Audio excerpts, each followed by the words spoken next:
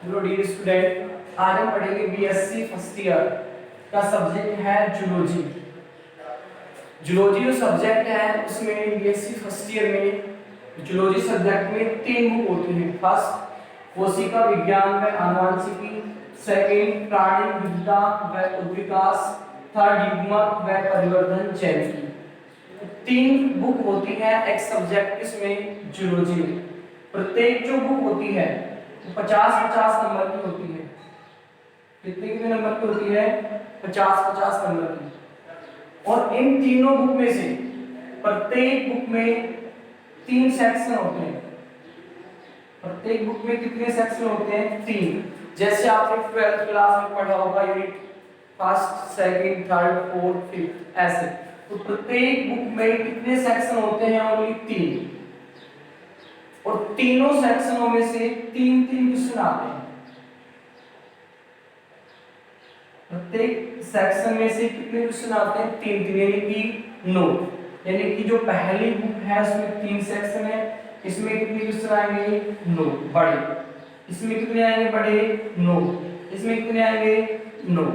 तो हम बात करते हैं नंबर 1 पर। पहली बुक कोशिका विज्ञान व आनुवंशिकी, जो कितने नंबर की होती है?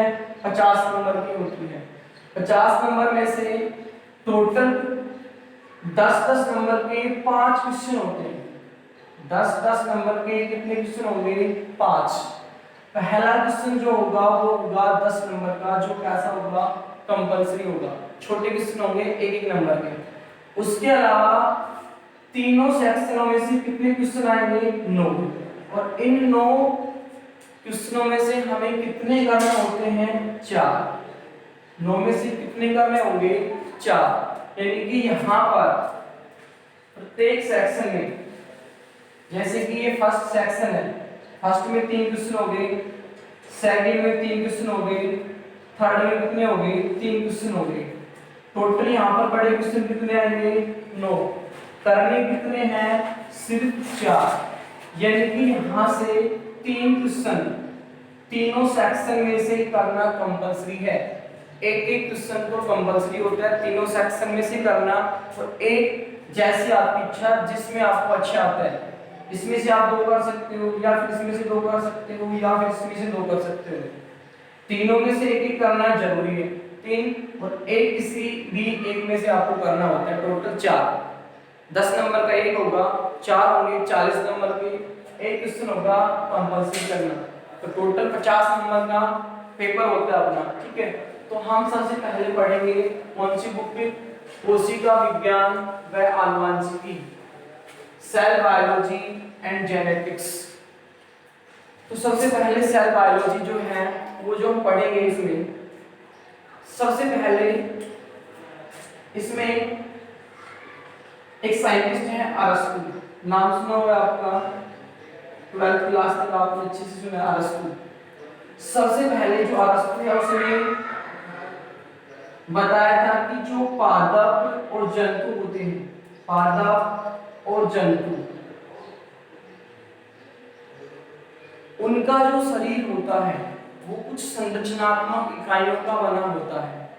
इसने बताया, अरस्तु ने क्या बताया? कि पादप और जंतुओं का जो शरीर होता है वो किसका बना होता है? कुछ संरचनात्मक इकाइयों का। इन संरचनात्मक इकाइयों को अरस्तु ने कोशिका नाम नहीं दिया। उसके बाद एक साइंटिस्ट थे रॉबर्ट हुक। रॉबर्ट हुक है वो लंदन जो सोसाइटी है,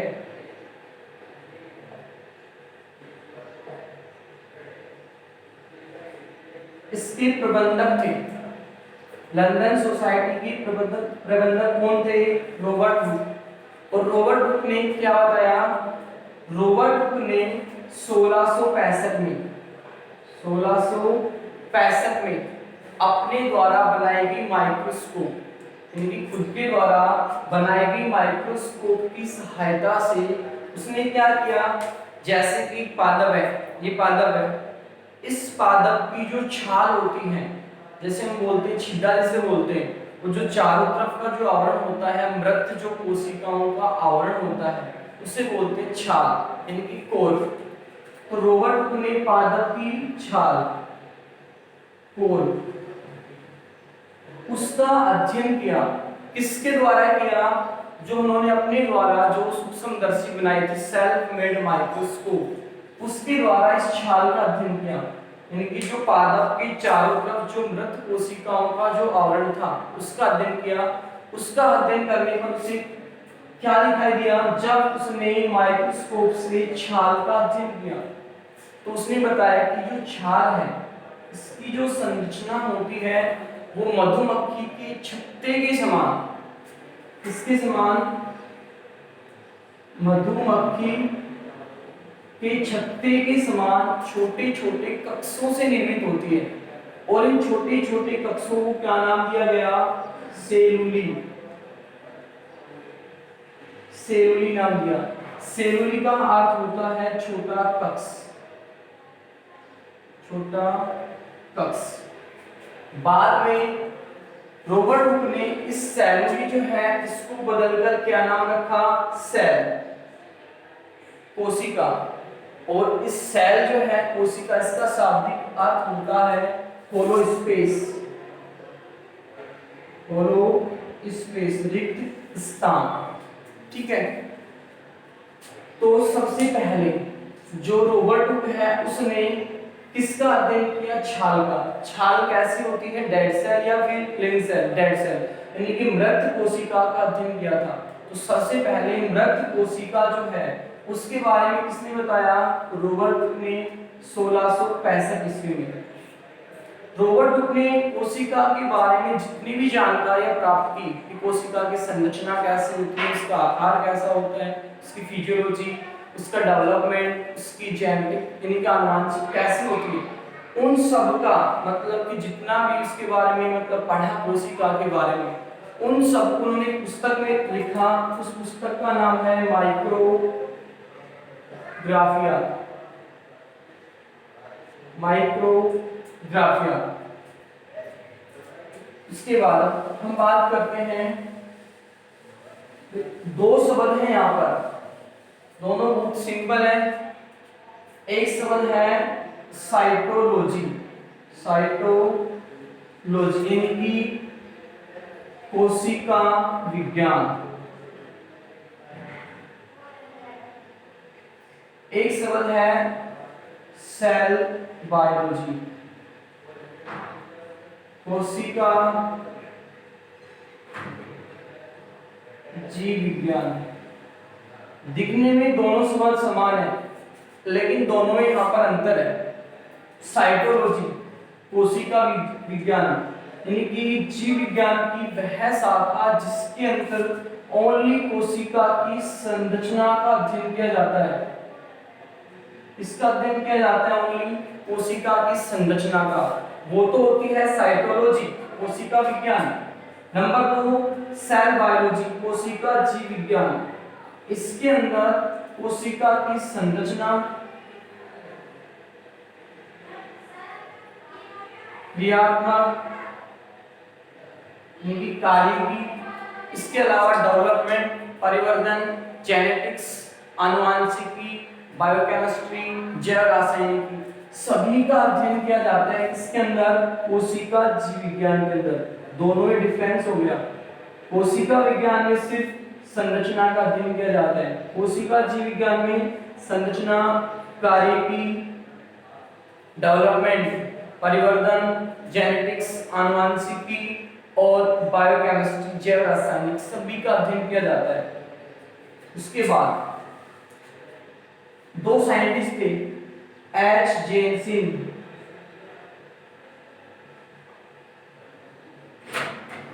और जे जेनसिन। इन दोनों ने 1590 ईस्वी में, 1590 में दोनों ने संयुक्त प्रकाश सूक्ष्मदर्शी, संयुक्त प्रकाश सूक्ष्मदर्शी का आविष्कार किया। Compound mount light microscope. उसके बाद 1674 ईस्वी में एक साइंटिस्ट था एंटोन वान ल्यूवेनहोक,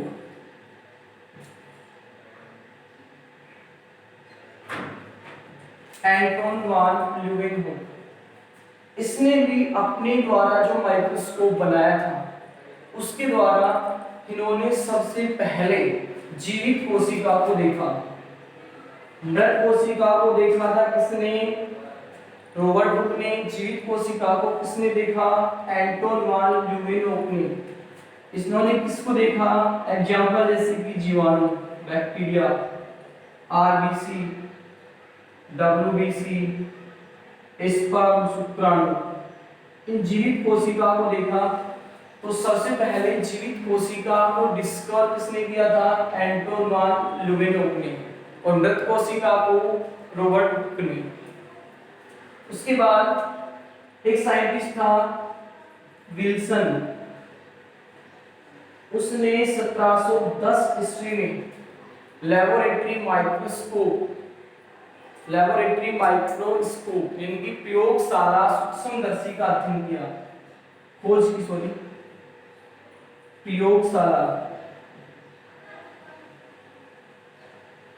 प्रयोगशाला सूक्ष्मदर्शी जो है इसकी खोज किसने की? विल्सन ने 1710 में। उसके अलावा 1932 दो साइंटिस्ट थे, नाल व रस्का, दोनों ने इलेक्ट्रॉन माइक्रोस्कोप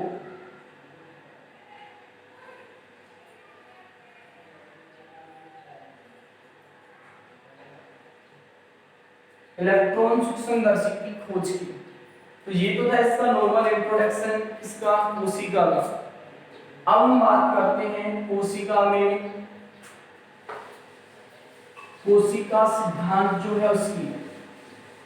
तो आप सभी ने 11वीं क्लास में पढ़ा है कोशिका सिद्धांत, सेल थ्योरी।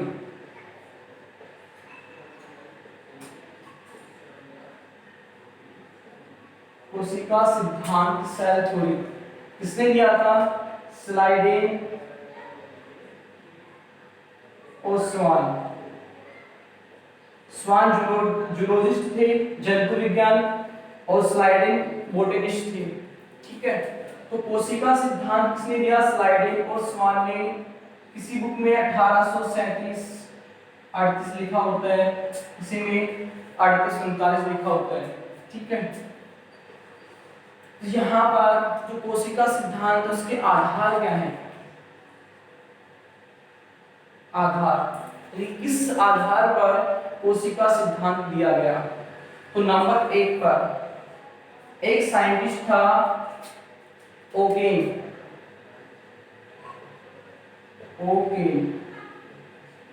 देखो अभी स्टार्टिंग है, नॉर्मल इंट्रोडक्शन में साइंटिस्ट जो है उनके नाम आएंगे, है ना। तो ओकेन जो है उसने सबसे पहले ये बताया कि जो कोशिका है, ये कोशिका की चारों तरफ क्या होती है? कोशिका झिल्ली। इस कोशिका झिल्ली से आवृत जो अंदर आधार जो भरा हुआ है उसको जीव द्रव्य नाम दिया। ठीक है, यानी कि जो कोशिका है, कोशिका के चारों तरफ कोशिका झिल्ली है, उसके अंदर भरा हुआ पदार्थ क्या होता है? जीव द्रव्य। इसने बताया ओकेन ने। एक साइंटिस्ट था लेमार्क ने क्या बताया कि कोशिका के बिना जीवन ही संभव नहीं है, यानी कि जो जीव है उनका अस्तित्व कोशिका के बिना संभव नहीं है। जीव जो है उनका अस्तित्व किसके बिना संभव नहीं है? कोशिका के बिना संभव नहीं है। नंबर 2। नंबर 3 पर आता है ड्यूट्रोचेट।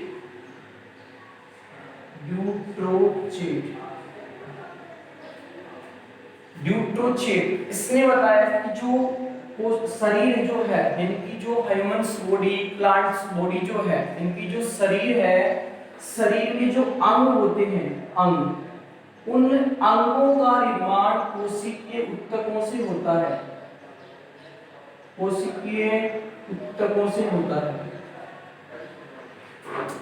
Number 4 Robert brown. Robert brown. Robert brown ने बताया कि जो आर्किड जो पादप है, आर्किड पादप में उन्होंने केंद्रक की खोज की। आर्किड जो प्लांट है उसमें किसकी खोज की? केंद्रक की 1831 में। ये क्वेश्चन पूछ सकते हैं, केंद्रक की खोज किसने की? रॉबर्ट ब्राउन ने। किस कौन से पादप में की? आर्किड के पादप में। ठीक है, तो ये जो चार आधार हैं, इन चार आधार पर स्लाइडेन और स्वान ने कौन सा सिद्धांत दिया? कोशिका सिद्धांत।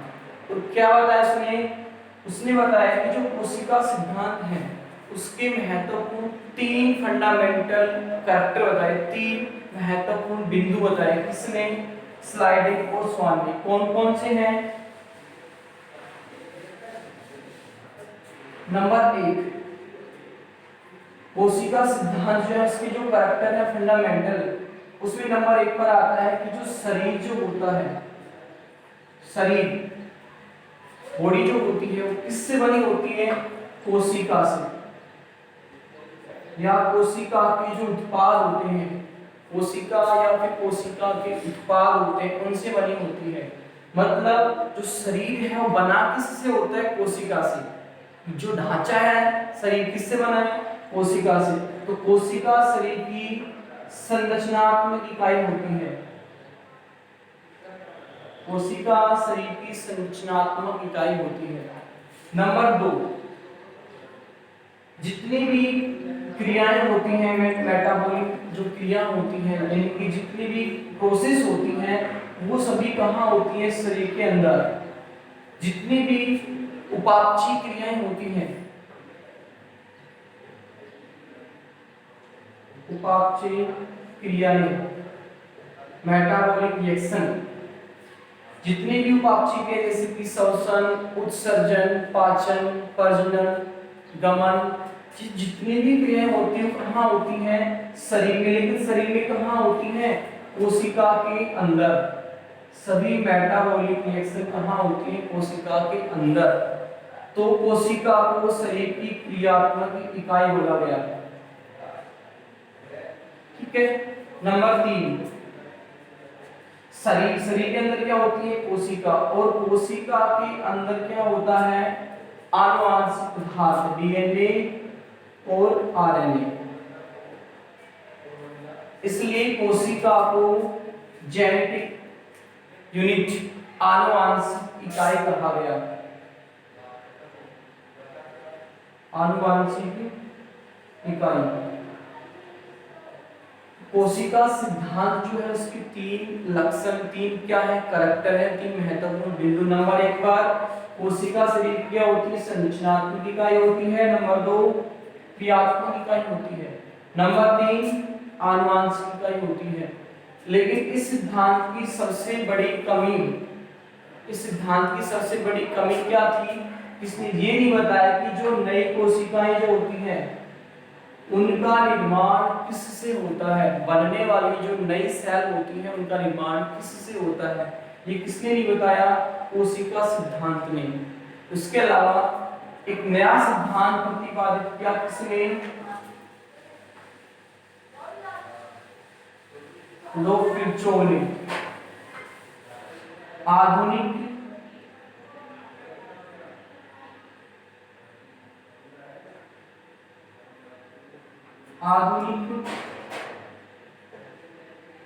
कोशिका सिद्धांत, मॉडर्न सेल थ्योरी। रूडोल्फ जो विर्चोव है, विर्चोव और नेगिल, इन दोनों वैज्ञानिकों ने बताया कि जो बनने वाली जो नई सेल होती है, इनकी बनने वाली जो नई सेल है उसका निर्माण किससे होता है? पूर्ववर्ती कोशिकाओं से। पूर्ववर्ती कोशिकाओं के, पूर्ववर्ती कोशिका के विभाजन से नई सेल का निर्माण होता है। ये अपने पढ़ाते हैं 11वीं क्लास में। इनकी जो पूर्ववर्ती जो कोशिका है उनसे किसका निर्माण होता है, उनके विभाजन से नई कोशिकाओं का निर्माण होता है। ये किसने बताया, विच्चो और नेगले ने। अब यहाँ पर नया सिद्धांत प्रतिपादित हुआ, कौन सा, आधुनिक कोशिका सिद्धांत। इसके 4 क्या हैं, बिंदु हैं। नंबर 1, वही कोशिका शरीर की क्या होती है, संरचनात्मक इकाई।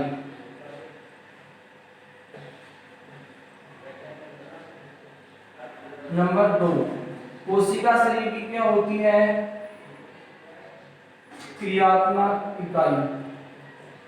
नंबर 3, कोशिका शरीर की क्या होती है, आनुवांशिक इकाई। और चौथा पॉइंट कौन सा हो गया कि पूर्ववर्ती जो कोशिकाएं होती हैं, सॉरी नई जो कोशिका होती है, नई कोशिका का निर्माण किससे होता है, पूर्ववर्ती कोशिका के विभाजन से। तो जो आधुनिक कोशिका सिद्धांत है उसके 4 क्या है, बिंदु। कौन कौन से, कोशिका शरीर की संरचनात्मक इकाई होती है, क्रियात्मक इकाई होती है और आनुवांशिक इकाई होती है। इसके अलावा चौथा पॉइंट कौन सा है कि नई जो कोशिकाएं हैं उनका निर्माण किससे होता है, पूर्ववर्ती कोशिकाओं के विभाजन से। तो ये हो गया सेल और सेल थ्योरी, इसका जो नॉर्मल इंट्रोडक्शन था। ठीक है।